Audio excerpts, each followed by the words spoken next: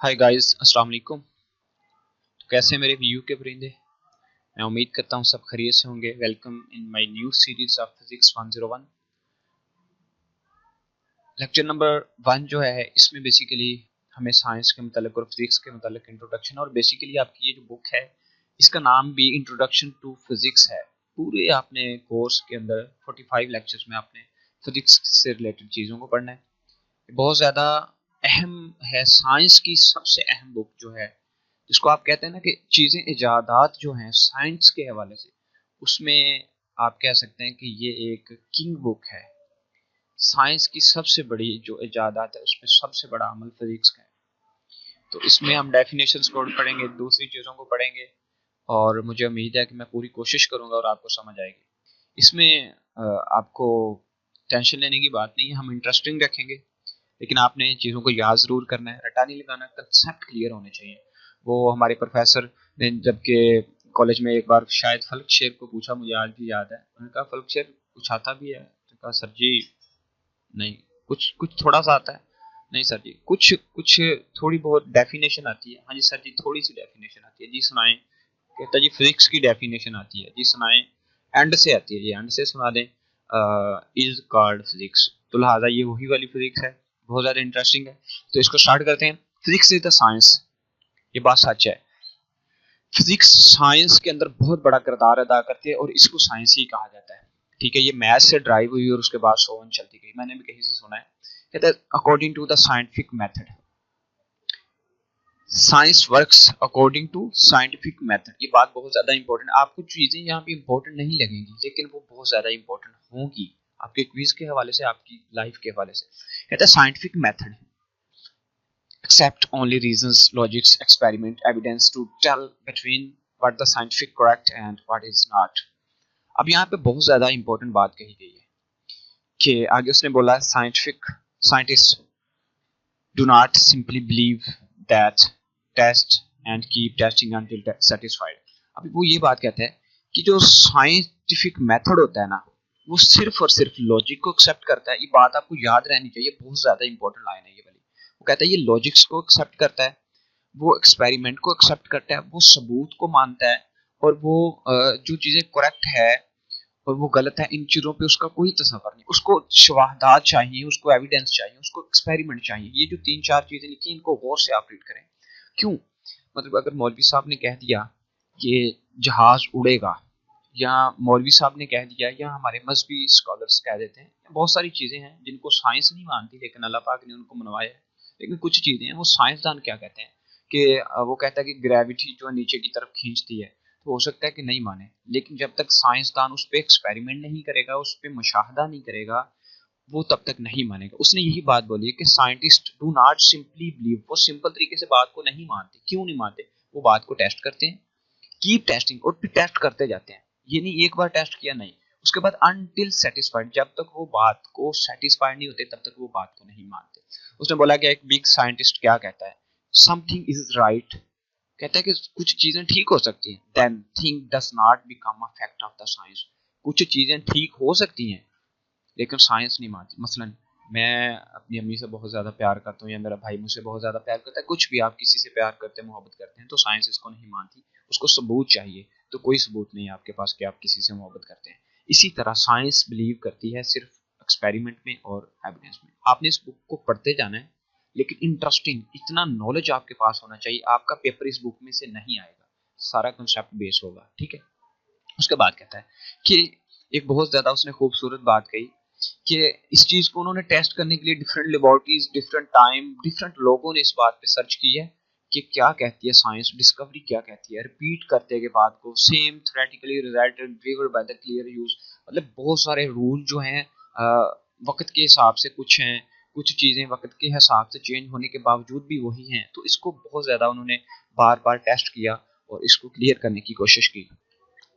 उसके बाद वो नेक्स्ट क्या कहता है, वो कहता है कि जो फिजिक्स के लॉ हैं वो चेंज नहीं होते। ये बहुत ज्यादा इंपॉर्टेंट, ये जो लाइन मैंने इतनी हाईलाइट कर दिया बहुत ज्यादा इंपॉर्टेंट है। वो कहते हैं कि law of physics do not change from place to place, this is why experiment carried out different countries by the different scientists of the any religion or the race without that.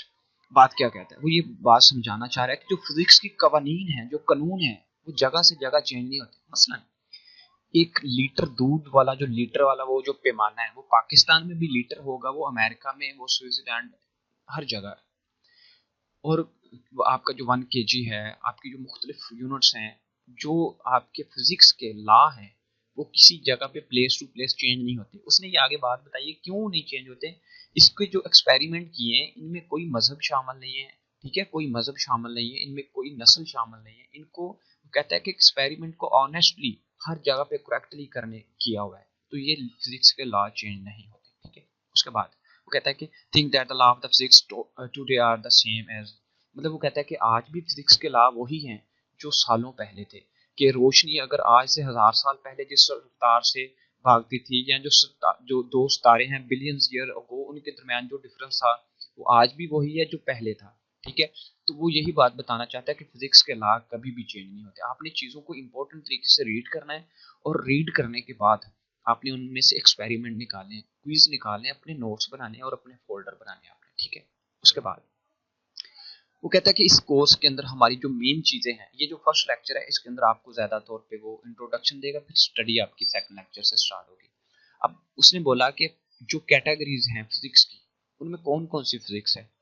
एक mechanics है, एक electromagnetism है, उसके बाद एक जो है आपकी थर्मल फिजिक्स है, और एक क्वांटम मैकेनिज्म है, ठीक है।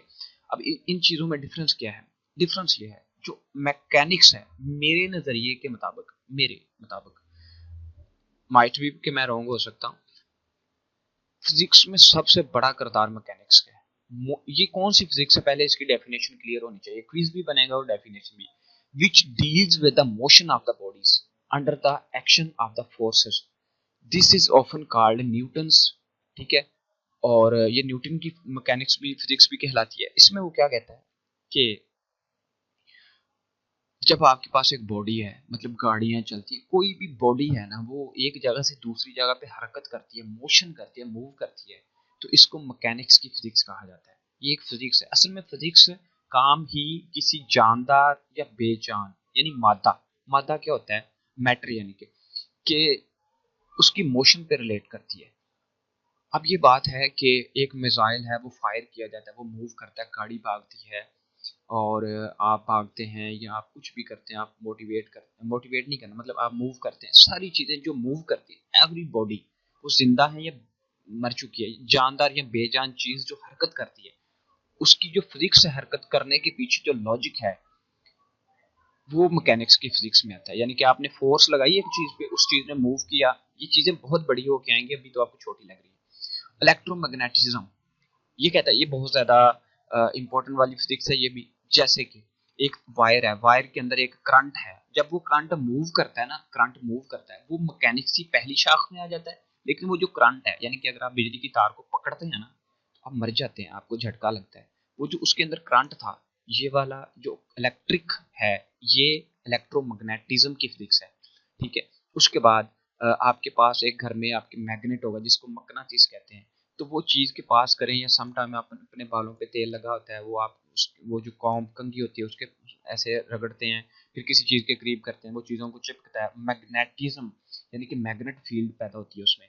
तो इलेक्ट्रोमैग्नेटिक फील्ड दोनों जो हैं आपने पढ़ी होंगी, ये दोनों इलेक्ट्रोमैग्नेटिज्म की फिजिक्स में आती है। उसने क्विज पूछ लेना है, और आपको पता होनी चाहिए किस शाख से है। थर्मल फिजिक्स, आप मतलब जब चाय बनाते हैं, तो चाय के ऊपर जो भाप होती है, वो जो स्टीम, वो आपकी थर्मल फिजिक्स होती है। हीट से रिलेटेड जो भी चीज़ है, मतलब आपने हाथों को ऐसे ऐसे मूव किया, आपने मूव किया आगे पीछे, तो हरकत की, तो मूव करने की वजह से जो मूवमेंट थी, वो मैकेनिक्स आ गई, और जो उसकी वजह से जो आपका हाथ गर्म हो गया, हीट आपने जो उसमें से अब्सॉर्ब की है, वो आपकी आ गई थर्मल फिजिक्स आ गई। उसके बाद जो है आपकी क्वांटम फिजिक्स। क्वांटम फिजिक्स अब कौन सी है, आपके मोबाइल के पीछे एक बैटरी है, वो बैटरी आपके मोबाइल को चार्ज रखी हो। आपने कभी सोचा क्यों?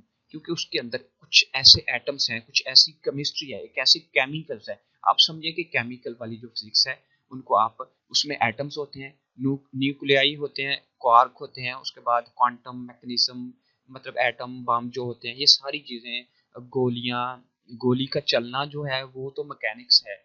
लेकिन उसके अंदर जो वो बारूद है, वो, ये सारी जो चीजें हैं मैकेनिक्स कौन सी है, क्वांटम। ठीक है, इसमें एटम, न्यूक्लियर बॉम्ब और चीज़ों की इजाद, रेज, ऐसी सब चीज़ें जो हैं ये आपकी क्वांटम फिजिक्स में आती है। उसके बाद वो कहता है कि every physics quantum can be expressed in the term of the three fundamental. मैं यहाँ पे लिख रहा हूँ कि थ्री, ये बात वो बता रहा है कि तीन मेजर क्वालिटीज हैं, मेजर डिमेंशंस हैं जिनकी वजह से आप फिजिक्स के ऊपर अच्छे से वर्क कर सकते हैं। कौन सी है? एक मास, मास मतलब कि एक चीज कितनी मोटी है, कितनी बड़ी है, कितनी लेंथी है, मतलब लंबाई चौड़ाई ऐसा सब, मतलब कि मास उसका कितना है चीज की, मतलब वजन कितना है। उसके बाद जो लेंथ है कि वो चीज लंबी कितनी है या आपने जहां पे जाना है वो सफर कितना है, यानी लेंथ, मास और टाइम कितना लग रहा है। यानी फर्ज करो कि हमारे पास एक चीज है, वो चीज है उसका मास कितना है, फिर उसकी लेंथ कितनी है, फिर उसको कितना टाइम लगेगा, तो इस हिसाब से फिर हम उसकी फिजिक्स पे गौर करेंगे। तो ये तीन फंडामेंटल हैं, इनके आगे हम देखेंगे कि इनके यूनिट्स क्या हैं, सारे मैं आगे करवाऊंगा। उसके बाद है जी सम एग्जांपल उसने दे दी। अब ये स्पीड दे दिया उसने, एक्सेलरेशन दे दिया, फोर्स दे दिया, एनर्जी दे दिया और प्रेशर दे दिया। अब हम इनको तफसील से मैं डिस्कस करूंगा। यहाँ पे मैं इनको मजीद कुछ फुटेज ऐड करने की कोशिश करता हूँ जिनसे आपको समझ आए। यहाँ पे फुटेज मैंने और कुछ चीज़ों को ऐड करने की कोशिश की है। यहाँ पे हमारे पास जो स्पीड है, यहाँ पे उसने उसकी डायमेंशन लिख दी है एल टी, उसको इनवर्स में लिखा है, ठीक है, एक्सेलरेशन को, इन सब चीज़ों को। अब इसको बात करते हैं, क्लियर करने की कोशिश करते हैं। जो हमारे पास क्वांटिटी होती है ना, लेंथ, यानी कि ये जो लंबाई होती है लेंथ, उसको उसका सिंबल होता है एल फिजिक्स के अंदर। और उसका जो एसआई यूनिट होता है कि जब उस लेंथ को हमने मापना है कि ये कितनी मतलब उसकी, आप फर्ज करेंगे कोई कपड़ा सिलाई कर रहे हैं तो आप उसकी लेंथ लेते हैं ना कि बाजू इतना लंबा रखना है, तो उसके लिए फिर जो हम यूनिट इस्तेमाल करते हैं, इसका एसआई स्टैंडर्ड यूनिट मीटर होता है, ठीक है। और मीटर का जो आगे मतलब सिंबल होता है ना, सिंबल यूनिट होता है, वो एम से जाहिर किया जाता है। जैसे कि हमारे पास मास होता है, मास का हमारे पास सिंबल होता है एम, और इसको किलोग्राम में हम मापते हैं। और उसके बाद जो हमारे पास इसका ऐसा यूनिट होता है वो केजी होता है। टाइम का हमारे पास टी होता है सिंबल, और इसको हम मापते हैं सेकंड में, और इसका सिंबल एस होता है। हम इसकी बात कर लेते हैं कि ये एल और टी पर इनवर्स में कैसे आ गया स्पीड का। अब यहाँ पे जो हमारे पास स्पीड होती है, स्पीड की जो बात करते हैं, वो कुछ इस तरह से होती है कि यहाँ पे मैं बात बताता हूँ आपको। स्पीड जो होती है, बेसिकली स्पीड क्या होता है, स्पीड किसी भी, हमें पता होता है कि ये जो एक गाड़ी है ना, ये इसकी इतनी स्पीड है, ये इतनी स्पीड से जा रही है। तो हमें कैसे पता चलता है कि ये इतनी स्पीड से जा रही है? उसके लिए एक फार्मूला होता है। हम इसको थोड़ा सा कोशिश करते हैं कि हमें पता है कि हमारे पास एक डिस्टेंस है, मतलब एक गाड़ी ने इस साइड को जाना है, ठीक है, इसने इस साइड पे जाना है इस गाड़ी ने। इसको अगेन ड्रा करता हूँ। इस गाड़ी ने इस साइड पे जाना है, ठीक है। और इसकी स्पीड हमें कैसे पता चलेगी कि ये कितनी स्पीड से जा रही है? ऐसे तो थोड़ी पता चलेगा कि गाड़ी जा रही है। इसके लिए हमें पता होना चाहिए कि ये एक सेकंड में कितनी मतलब दूर जा रही है, तो फिर ही पता चलेगा ना कि अगर ये एक सेकंड में 10 मीटर दूर जा रही है या एक सेकंड में 1 किलोमीटर जा रही है, तो फिर ही पता चलेगा कि गाड़ी की स्पीड जो है वो मतलब कि 1 किलोमीटर पर आवर है, मतलब पर सेकंड में है, यानी कि एक सेकंड में वो चीज इतनी दूर जा रही है, तो फिर ही स्पीड पता चलेगी ना। इसके लिए फिर हमें टाइम भी रिक्वायर्ड होता है इसके लिए। तो इसके लिए हमारे पास दूसरा सिंबल होता है, जिसको हम कहते हैं टाइम सिंबल। इसको यहाँ पे हम इस एक्सेस में ड्रा कर देते हैं। अब यहाँ पे हमारे पास ये वाली जो डायरेक्शन है ना, इसको डिस्टेंस, यानी कि एक्स एक्सेस में जो चीज जा रही होती है ना, इसको हम कहते हैं डिस्टेंस। यानी कि जितनी वो डिस्टेंस कवर कर रही है गाड़ी, हमें उस डिस्टेंस का पता होना चाहिए, और कितनी देर में मतलब वो कवर कर रही है, हमें टाइम का पता होना चाहिए। मसलन के जब हमें ये बात पता होगी ना कि ये गाड़ी एक सेकंड के अंदर 1 मीटर सफर तय करे, तो हमें पता होगा कि ये 1 मीटर है, ठीक है, ये गाड़ी जा रही है और ये इसका टाइम है। तो जब हमें पता चलेगा कि एक सेकंड के अंदर ये जो गाड़ी है हमारी, ये कितना फासला तय कर रही है, 1 मीटर फासला तय कर रही है, तो हमें पता चलेगा कि गाड़ी की स्पीड है 1 मीटर पर सेकंड। तो ये होती है स्पीड को मापने का, ये डिस्टेंस का तरीका होता है। इसी तरह अब इसको मैं यहाँ पे देखिएगा, ये टाइम मतलब जो वाई एक्सेस में है, और ये लेंथ जो है, डिस्टेंस जो है, इसको मैंने एक्स एक्सेस में लिख दिया। तो स्पीड का क्या होता है फार्मूला, कि जो हमारे पास लेंथ होती है उसके ओवर में हम टाइम लिख देते हैं, कि गाड़ी जितनी उसकी लेंथ है, जितनी वो कवर कर रही है ना लेंथ, उसको टाइम पे डिवाइड करेंगे, फिर हमें उसकी स्पीड मिलेगी। तो स्पीड का जो यूनिट होता है, जो सिंबल होता है, उसको हम v से ज़ाहिर करते हैं। स्पीड का, वेलोसिटी का, इसको हम किससे ज़ाहिर करते हैं? v से। लेंथ का l से, और t जो होता है उसका टाइम है। ठीक है, ये बात क्लियर है कि जो स्पीड है हमारे पास वो है v, जो है वो इक्वल है लेंथ, और ये जो t है ऊपर जाके इनवर्स में चला गया। ठीक है, ये जो t है इसको यहाँ से मैं कॉपी करके आपको वहीं पे ले चलता हूँ, मजीद क्लियर करने की कोशिश करता हूँ। यहाँ पे काफ़ी अच्छे से क्लियर होगा कि यहाँ पे हमारी फुटेज थोड़ी ख़राब हो गई है। यहाँ पे अब देखिएगा, बात को समझिएगा, थोड़ी सी लाइन को हम यहाँ पे हम देखते हैं कि ये जो हमारे पास ये वाली जो स्पीड है ये कैसे होती है। ये जो लेंथ थी उसका एल टी, और ये टी ऊपर जाके ये इनवर्स में हो जाएगा। ठीक है, इनवर्स में, तो ये इनवर्स में लिख दिया हमने ऐसे कुछ इस तरह से। अब ये कैसे हो गया? एल और टी इनवर्स में हो गया। यही चीज आपकी यहाँ पे लिखी हुई है, ये चेक करें, एल और टी इनवर्स। उसके बाद हमारे पास एक्सेलरेशन है। एक्सेलरेशन क्या होता है? अब एक्सेलरेशन कुछ इस तरह से होता है कि हम बात करते हैं एक न्यू, मतलब हम ले लेते हैं कि हमारे पास जो गाड़ी है एक, वो कुछ इस तरफ को जा रही है। ठीक है, अब एक्सेलरेशन क्या होता है? अब एक्सेलरेशन की दो डेफिनेशन होती है। एक तो हम कहते हैं कि वो जो रगड़ की फोर्स होती है ना, मतलब कि एक गाड़ी जा रही है, वो जितना सेंटर में उसका एक्सेलरेशन है, कि मतलब वो जितनी उसको रगड़ लग रही है वो उसका एक्सेलरेशन होता है। लेकिन basically the rate of change of velocity with respect to time, यानी कि एक्सेलरेशन हम होता है, कहते हैं कि जो हमारे पास वेलोसिटी या स्पीड हमने v अभी निकाली है ना, जब एक गाड़ी एक स्पीड के साथ चल रही है, डेफिनेशन है the rate of change of velocity with respect to time, यानी कि टाइम एक सेकंड के अंदर या एक मखसूस टाइम, वो एक मिनट हो सकता है, एक सेकंड हो सकता है, उसके दरमियान में गाड़ी की जो वेलोसिटी है उसमें क्या चेंजिंग होती है। मिसाल अब इसकी है, कुछ उर्दू में समझाने की कोशिश करता हूँ। एक गाड़ी जा रही है, वो अब अचानक एक 100 की स्पीड से जा रही है, मतलब उसका मीटर है 100। ठीक है, वो तेजी से स्पीड कर, अचानक वो स्लो हो गई। ठीक है, अचानक फिर वो तेज हो गई, फिर वो चलते चलते फिर मतलब गाड़ी जो है, मतलब मेरे जैसा ड्राइवर उस पर बैठा है, कभी वो इसको ऐसे मतलब तेज कर देता है, कभी ये ठीक जा रही है, कभी वो अचानक फिर इतनी स्पीड में ऐसे मतलब वो चेंज। अभी ये जो उसकी चेंजिंग अचानक से वो चेंज करता जा रहा है, कभी स्लो कर देता है, कभी तेज कर देता है। ठीक है, तो इसकी ये जो जा रही थी जिस वेलोसिटी से, यानी कि स्पीड को वेलोसिटी कहेंगे आप, जिस वेलोसिटी से वो जा रही है, अब हमें तो नहीं पता कि ये बंदा कितनी देर में वहां पे पहुंचा है, तो हमें इसकी एक एवरेज वेलोसिटी निकालनी पड़ेगी, जिसको हम कहते हैं the rate of change of velocity with respect to time, कि इसने वो जो गाड़ी लेके गया इसने उसमें टोटल कितना टाइम रिक्वायर्ड किया। इसकी जो वेलोसिटी है v, जो इसकी वेलोसिटी है, उसको डिवाइड करेंगे आप टाइम के साथ, तो फिर आपको पता चलेगा कि उसका जो है एक्सेलरेशन क्या निकला। ठीक है, उसका एक्सेलरेशन क्या था। तो यहाँ पे हम देखते हैं कि उसने जो हमें वहां पे एक्सेलरेशन लिखा है, तो एक्सेलरेशन का हमारे पास फार्मूला होता है a is equal to v over t. ठीक है, v क्या अभी हमने ऊपर पढ़ा है, v अभी हमने ये पढ़ा है, ये जो अभी v था हमने निकाला है ये वाला, ये अभी हमने इसकी ये डिमेंशन पढ़ी है कि ये होता है l ओवर टाइम, यानी कि l t इनवर्स। अब तो ये जो a होता है हमारे पास एक्सेलरेशन, ये होता है v ओवर t। अब ये जो v है इसकी जगह पे तो हमने ये वाला जो ऊपर निकाला है वो सेम एज इट मैंने लिख दिया है, ये देखिएगा सेम एज इट लिख दिया है। ठीक है, लेकिन एक t इसमें मतलब इसके डिवीजन में एक t एक्स्ट्रा पड़ा हुआ है, तो ये भी अब ऊपर जाके माइनस में हो जाएगा। तो पहले एक ऑलरेडी पड़ा हुआ था, अब एक और आ गया, तो यानी कि अब हमारे पास हो गया l t इनवर्स स्केयर हो गया। यही चीज उसने यहाँ पे लिखी हुई है कि l t इनवर्स स्केयर लिखा हुआ है। इसी तरह अब जो हमारे पास फोर्स है, अब फोर्स की बात कर लेते हैं। फोर्स बेसिकली क्या चीज होती है इसको अब जो है ना क्लियर करने की कोशिश करते हैं। बाकी चीज मैं थोड़ी सी यहाँ से रिमूव करूंगा, साथ साथ स्पेस प्रॉब्लम है हमारे पास यहाँ पे, तो हम इसको रिमूव कर देते हैं। अब यहाँ पे हम बात करते हैं फोर्स की। अब फोर्स जो हमारे पास होती है वो क्या होती है, मिसाल के तौर पे ये एक बॉक्स है।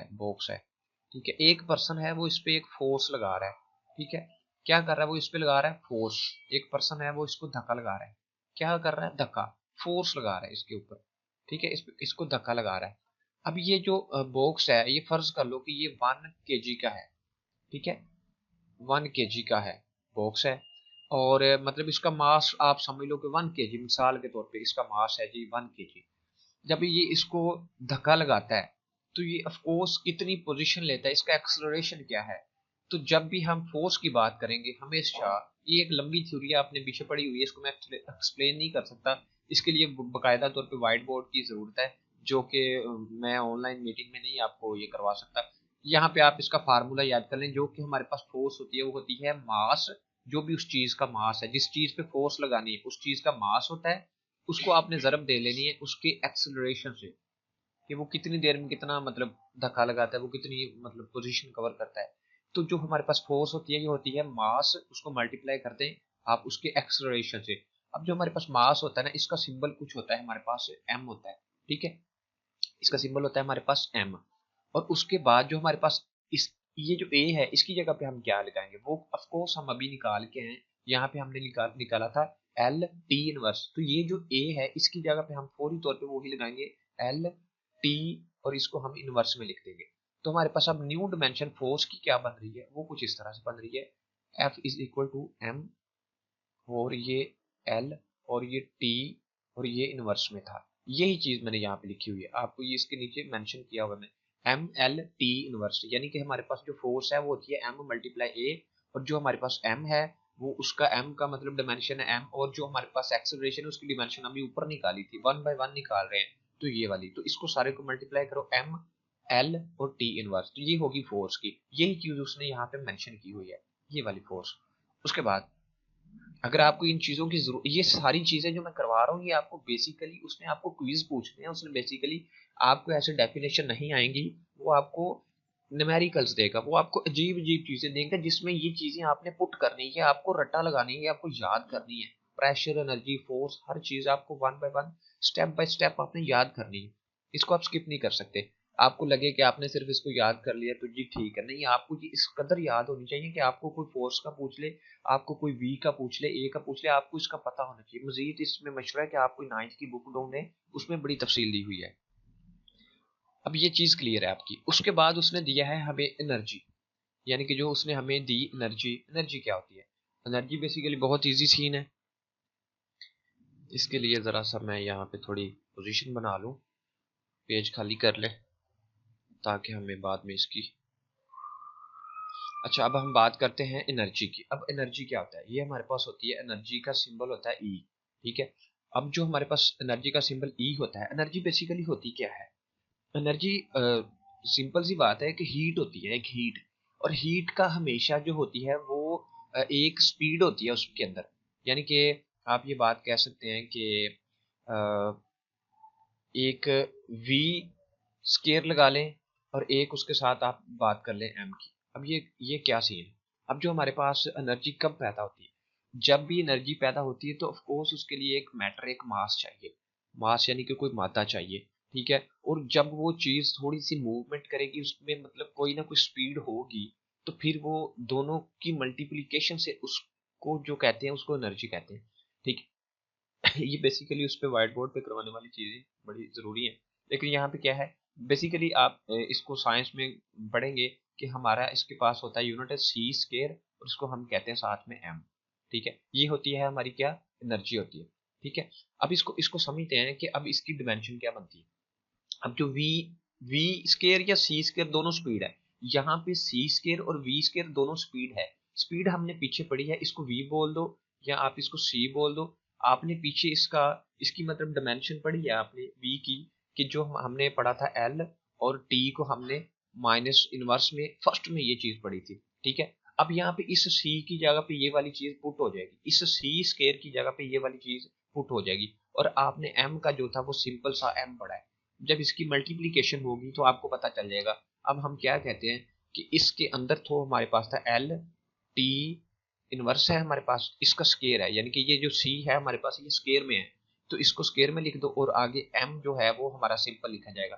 तो हमारे पास क्या बनेगा, ये जो एल है और ये टी इनवर्स जो स्केयर हो जाएगा, एल स्केयर हो जाएगा और एम सिंपल हो जाएगा। तो यहाँ पे हमारे पास जो है, ये चेक करें एनर्जी का क्या बना, एम एम सिंपल आ गया, एल स्केयर हो गया, और टी इनवर्स में स्केयर हो गया, तो ये एनर्जी थी। उसके बाद जो हमारे पास प्रेशर है, प्रेशर बेसिकली कैसे बनता है, प्रेशर जब भी हम किसी चीज का प्रेशर बनाते हैं तो हमें इस बात का इल्म है कि प्रेशर हमेशा फोर्स लगती है फिर प्रेशर बनता है। यानी कि क्या बात इसकी इसकी बात ये है कि हमारे पास फर्ज करें कि ये हमारे पास एक सिलेंडर है, ठीक है, ये हमारे पास एक सिलेंडर है।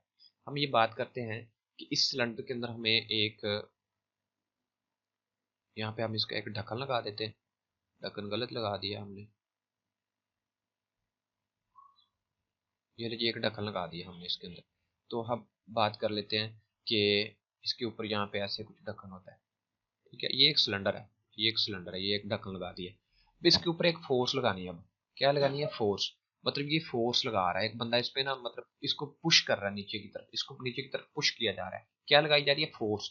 अब इसके अंदर मतलब यहाँ पे हम ये बात कर लेते हैं कि हम बात करते हैं, ये आई थिंक एक ड्रॉप था।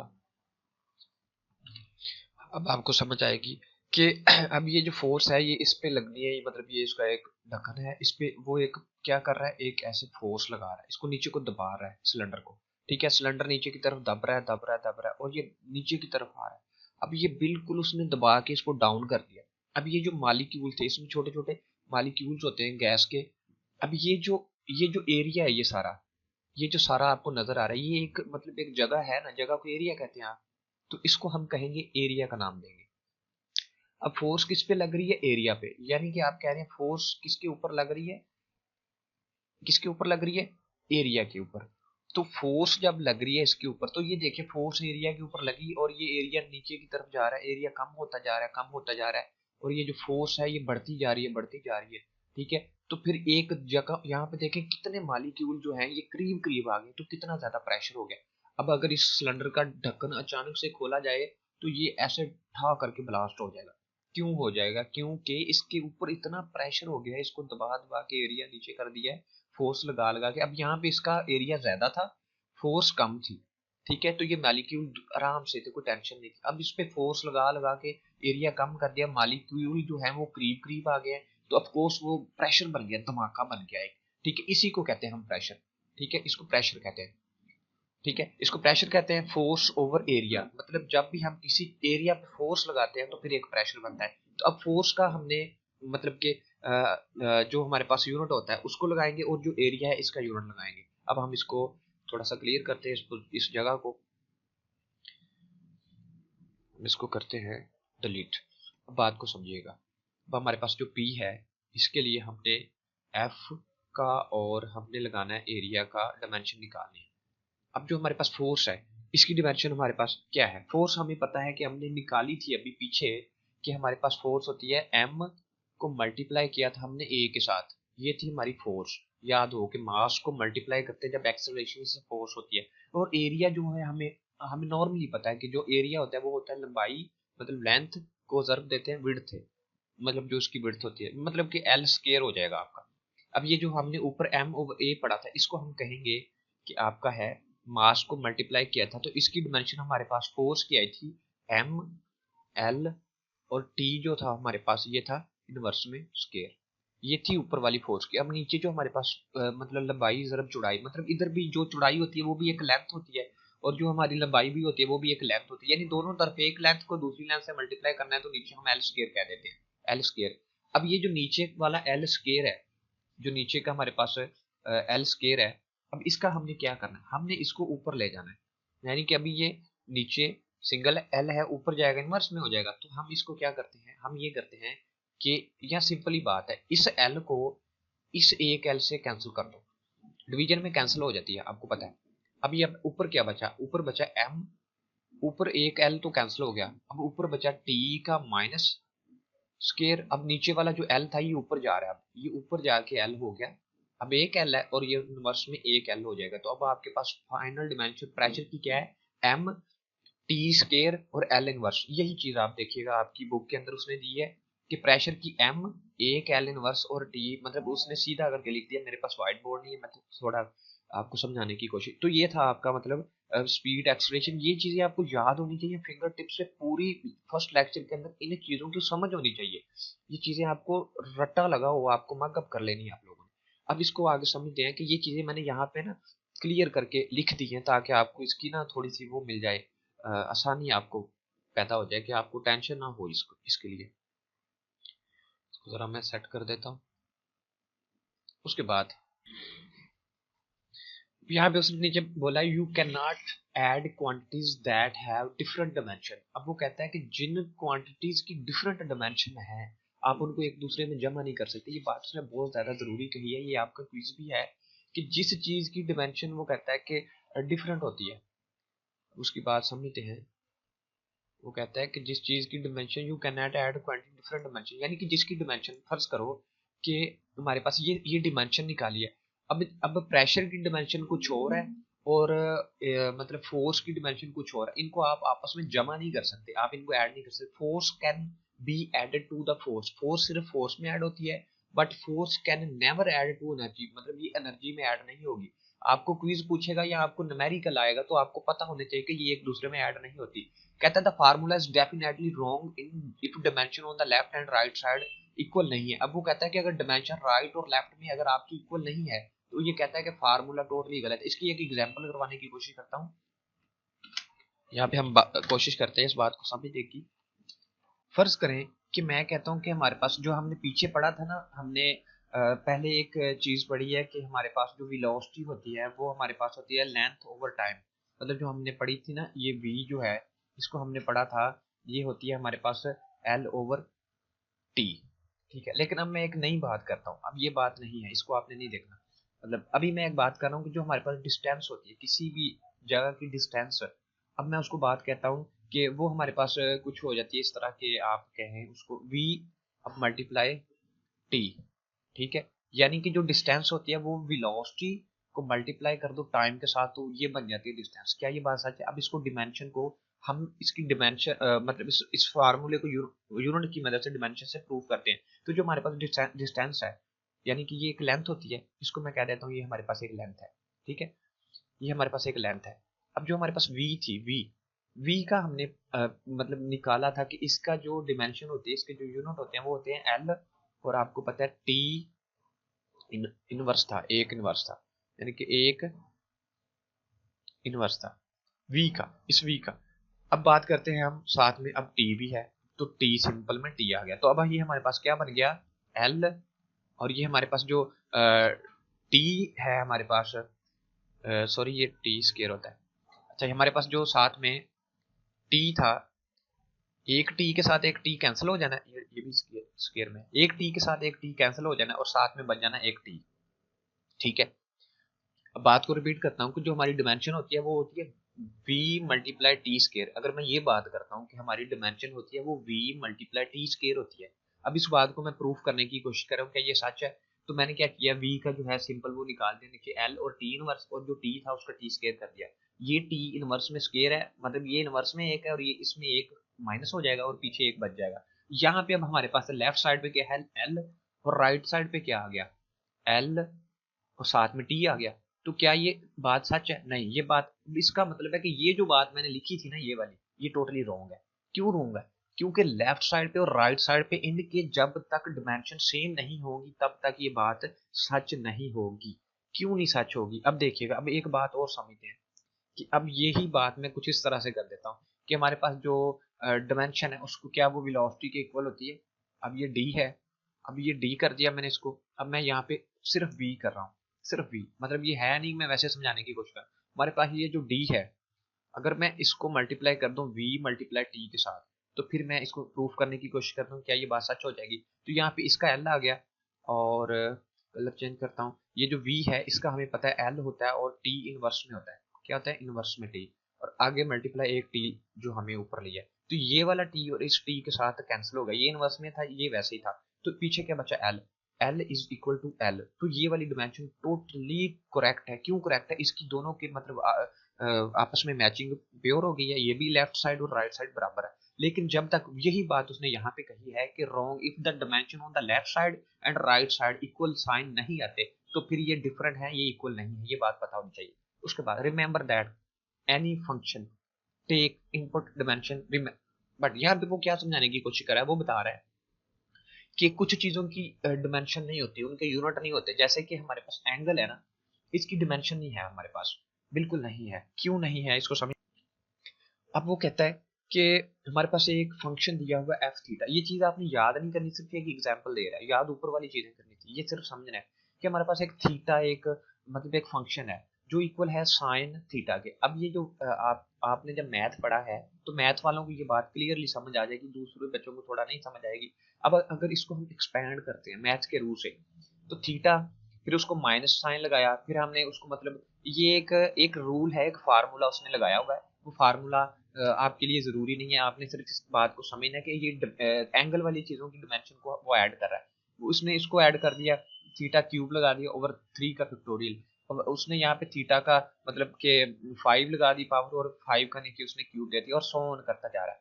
अब वो ये बात नीचे बता रहा है कि अगर अगर एंगल जो होता है, अगर एंगल की डिमेंशन होती, तो इसका यही मतलब है ना कि आप इनको आपस में जमा कर रहे हैं। तो ये बात टोटली गलत है। वो कहता है ये अलाउ नहीं है। क्यों नहीं अलाउ? क्योंकि अगर इसकी डिमेंशन होती, अगर इसकी डिमेंशन होती तो इसका यही मतलब था कि आप एक डिमेंशन के अंदर दूसरी डिमेंशनों को एडिंग अप कर रहे हैं। यानी कि आप क्या कर रहे हैं, आप इसको ऐड कर रहे हैं एक दूसरे के साथ। यानी कि इस थीटा सिंगल थीटा की डिमेंशन और होगी, इसकी डिमेंशन और होगी जो कि क्यूब में है, जो 5 में इसकी डिमेंशन और होगी। तो फिर इसका मतलब ये है कि आप इनको आपस में जमा करते जा रहे हैं। ये कहता है ये अलाउ ही नहीं है, क्योंकि अगर इनकी डिमेंशन होती तो ये फिर आपस में जमा नहीं हो सकते। क्योंकि ये बात उसने बताई है कि डिफरेंट डिमेंशन वाली चीजें आपस में ऐड नहीं होती। ऊपर बताया था उसने, यहाँ पे नहीं, सॉरी, ऊपर बताया था। तो ये बात क्लियर है कि थीटा की एंगल की कोई डिमेंशन नहीं होती, ये बात क्लियर है। उसके बाद कहता है do not confuse the unit और डिमेंशन। वो कहता है यूनिट में और डिमेंशन में आप कंफ्यूज ना हो। ये बात वो ये कह रहा है कि यहाँ पे जो मैंने आपको बताया था ना कि ये इसके सिंबल्स हैं, ये जो हैं ये इसके मतलब यूनिट्स हैं, ये इसके यूनिट्स हैं, ये इसके एसआई यूनिट है, ये इसके सिंबल हैं, और ये इसके मतलब एसआई यूनिट सिंबल के मतलब यूनिट के सिंबल हैं। तो वो कहता है इस चीज में और इस डिमेंशन में वो कहता है कंफ्यूज ना हो, ये दोनों अलग अलग सी चीजें हैं। यूनिट और होता है, डिमेंशन और होती है। उसके बाद वो कहता है you can use different measurement. अब यहाँ पे कहता है we can use different unit to measure, किसी चीज को मापने के लिए सेम फिजिकल क्वांटिटी।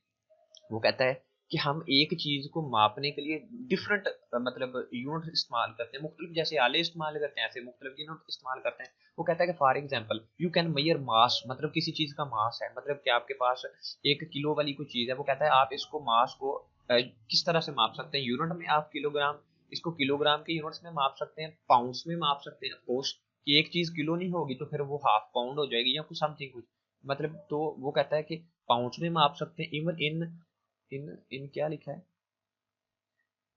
सैर चट्टाक, ओ अच्छा अच्छा, इसने लिखा है कि शेर और शटांक, ये पंजाबी के वर्ड हैं, पता नहीं उर्दू के, आई डोंट नो। मतलब वो कहते नहीं कि 1 किलो या सवा शेर, और उसके बाद वो कहता है कि एक शटांक, कुछ इस तरह से होता है, और वो छोटे छोटे शटांक वाले होते हैं, मतलब जिसको कहते हैं ग्राम्स, मतलब 100 ग्राम। शटांक जो होती है वो होती है 50 ग्राम्स की। ठीक है, तो वो ये वाली है कि आप उसको एक चीज को किलो में माप सकते हैं, पाउंड्स में माप सकते हैं, शेर में, सवा शेर में, शतांक में, पाव में, ऐसे आप उसको माप सकते हैं। वो कहता है कि डिफरेंट यूनिट्स इस्तेमाल करते हैं। ये बड़ी इंपॉर्टेंट चीजें हैं, छोटे छोटे लेक्चर हैं फिजिक्स के, लेकिन इनमें बहुत ज्यादा गहराई है, आपको पता होना चाहिए। उसके बाद वो कहता है कि in this course always use, मतलब वो कहता है कि हम इस कोर्स में हमेशा एम के एस यूज करेंगे। एम के एस क्या है कि हम इसमें यूज करेंगे मीटर, और उसके बाद हम इसमें यूज करेंगे किलोग्राम, और उसके बाद हम यूज करेंगे ये सेकंड। मीटर किलोग्राम सेकंड ये मेजर मतलब इसके होते हैं, मीटर किलोग्राम सेकंड सिस्टम होता है ये। उसके बाद वो कहता है कि हम कन्वर्ट करते हैं सिस्टम को, एक एक सिस्टम को दूसरे सिस्टम में कन्वर्ट करने की कोशिश करते हैं। जैसे कि हम मतलब 1 किलोमीटर होता है उसको मिलीमीटर में, या हम उसको ऐसे कन्वर्ट करने की कोशिश करते हैं। यही चीजें उसने यहाँ पे क्लियर की है। अब मैं चाह रहा हूँ कि आपको ये फिर करवाना दूं, अगर वीडियो लंबी नहीं होती बहुत ज़्यादा, बच्चे भी बोर हो जाते हैं, टेंशन ये भी होने लगती है। इसमें ये है, मैं हल्का सा बता देता हूँ कि यहाँ पे हमें मतलब कि एक एक माइल होता है ना हमारे पास, उसको मतलब पर आवर्स के हिसाब से उसको फिर उसने एक माइल को आगे कन्वर्ट किया है, फुट में कन्वर्ट किया है, मीटर में कन्वर्ट किया है, घंटों में कन्वर्ट किया है, और मीटर पर सेकंड में कन्वर्ट किया है। तो ये उसने सिर्फ कन्वर्जन किया है, ये आप खुद देख लीजिएगा, मैं इसको करवाऊंगा, वीडियो लंबी हो जाएगी। उसके बाद a good a good sign, मतलब इससे पहले एक और यहाँ पे काम की चीज है, ये मेरे नजर पड़ गई इस पे। मतलब वो कहता है कि जब आप इसकी कैलकुलेशन इसको आप मतलब करेंगे कैंसिल आउट, तो आपकी नोमिनेटर और डिनोमिनेटर जो आप एक आपस में कैंसिल हो जाते हैं, बटे की चीजें जो आपने डिवीजन में पढ़ा है कैंसिल हो जाती है। उसके बाद यहाँ पे कुछ इंपॉर्टेंट चीजें हैं, ये आपको फिजिक्स में पता होनी चाहिए। जब आप मतलब कि कोई चीज इशारिया में लिखते थे, यानी कि यहाँ पे 0.301219 है, तो आपको पता है ना कि आप राउंड फिगर आपने पढ़े हैं कि आप एक चीज को राउंड करके आगे वाली चीज को इंक्रीज कर देते हैं, तो यही उसने सेम इसको इंक्रीज किया है, राइट चीज को इंक्रीज करके उसने। अगर आपको समझ नहीं है तो आप मुझसे पूछ लीजिएगा। उसके बाद यहाँ पे उसने ये कुछ इक्वेशन बताई है कि वो कहता है कि अगर इनकी सेम डायमेंशन होंगी तो ये पॉसिबली करेक्ट होंगी, अगर डायमेंशन इनकी क्लियर नहीं होंगी तो ये पॉसिबली इनकरेक्ट होंगी। जो कि मैंने आपको पढ़ाया था कि अगर उनकी राइट साइड की डायमेंशन लेफ्ट साइड की डायमेंशन के इक्वल नहीं हुई तो फिर आपकी इक्वेशन टोटली रॉन्ग हो जाएगी। यानी कि यही चीज बताई थी कि अगर ये वाली देखिएगा, ये डायमेंशन है ये लेफ्ट साइड की और ये है राइट साइड की, ये एल टी है ये एल है, तो ये बिल्कुल आपकी करेक्ट नहीं है, इसको मैंने कैंसिल कर दिया। ठीक है, उसके बाद ये इसको मैं ऐड भी कर देता हूँ साथ में। और अगर आपकी ये दोनों बराबर हैं यानी कि L is equal to L है, तो ये इसका मतलब इक्वेशन बिल्कुल ठीक है।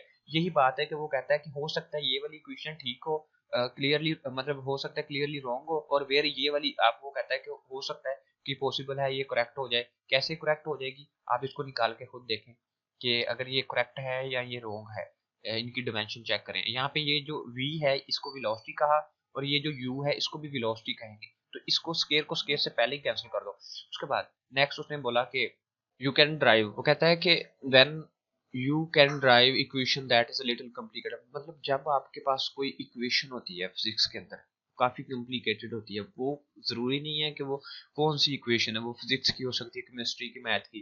तो वो कहता है कि इस पे फिर आप क्या कर सकते हैं कि आप इस पे लिमिट्स अप्लाई कर लें। लिमिट्स मैथ का एक रूल होता है, उससे चीजें आसान हो जाती हैं। आपका क्विज बन सकता है कि आप उस पर लिमिट्स अप्लाई कर लें, जिससे वो चीज़ थोड़ी सी सिंपल हो जाती है और ट्रांसपेरेंट हो जाती है। सम टाइम ये आपको हेल्प करता है।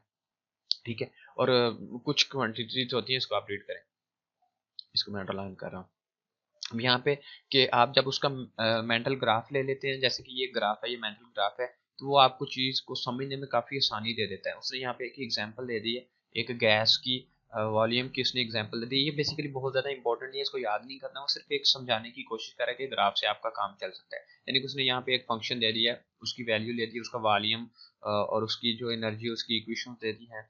तो इसको वो कहता है कि वो कहता है even without knowing the values, वो कहता है जब तक आप इसकी वैल्यूज को नहीं जानते इमीडिएटली आप इसका ग्राफ बना सकते हैं, और ग्राफ बना देने से आपको थोड़ी सी आसानी हो जाएगी। उसने यहाँ पे कुछ उसको एक्सप्लेन किया, गोज टू जीरो, यानी कि यहाँ पे जो उसका फंक्शन है goes to zero for large value, यानी कि लार्ज वैल्यू के लिए जो v की वैल्यू है वो जीरो हो जाती है। और उसके बाद वो कहता है कि v is equal to zero उसने बोल दिया, और मैक्सिमम वैल्यू ऑफ f की जो है वो अकर एट जीरो, यानी कि जो ये वाली पोजीशन है ना इसकी, ये वाली, ये v नॉट इसको कहते हैं, v जीरो नहीं, v नॉट पे इसकी वैल्यू जो है वो मैक्सिमम है, यहाँ पे ये वैल्यू मैक्सिमम हो गई है। ठीक है, और जो आपकी v की वैल्यू कम से कम मतलब मिनिमम है वो यहाँ पे मिनिमम हो जाती है, और जो आपकी वैल्यू मैक्सिमम है ये पता होना चाहिए। वैसे ये आपको जरूरी नहीं है, आपकी आपसे नॉलेज से रिलेटेड भी नहीं है, आपने इसको स्किप ही करना है। वो कहता है कि आपकी जो वैल्यू है वी नॉट पे मैक्सिमम हो जाती है, और ये जो साइड की पोजीशन है यहाँ पे ये मिनिमम हो जाती है। ये खुद भी नजर आ रहा है, आप बच्चे नहीं है, यहाँ पे ये कम से कम है और ये ऐसे इंक्रीज होती जा रही है, यहाँ पे इंक्रीज और फिर डिक्रीज होती जा रही है, फिर इस तरह। मतलब वो कहता है कि अगर आपको किसी बात की समझ नहीं आ रही तो आप उसका ग्राफ बना लें, और ग्राफ बनाने से समझ हो जाएगी। उसको करते हैं रिपीट लेक्चर को, कि यहाँ पे आपको पता होना चाहिए कि ग्राफ से चीज़ों को, मतलब सबसे ज़्यादा इंपॉर्टेंट चीज़ ये है कि दोनों तरफ अगर आपका जो है वो इक्वल होगा, डायमेंशन इक्वल होगी, तो आपकी वो इक्वेशन बिल्कुल पॉसिबली डायमेंशन वो मैच हो रही है, उसकी साइडें अगर दोनों साइड की मैच हो रही है तो ये इक्वेशन करेक्ट होगी। यहाँ पे आपको किसी भी चीज के डेसिमल्स का पता होना चाहिए कि अगर आप एक लार्ज, वो कहता है कि साइंटिस्ट जब भी किसी चीज की लार्ज पिक्चर लेता है या स्मॉल पिक्चर लेता है तो वो दोनों बिहाफ पे उसको गौर करता है, ये बात पता होनी चाहिए। उसके बाद जो मैंने आपको ऊपर पढ़ा दिया है, आई होप सो दैट कि आपको समझ आई होगी। मिलते हैं नेक्स्ट वीडियो में, नेक्स्ट लेक्चर में, तब तक के लिए अल्लाह हाफिज।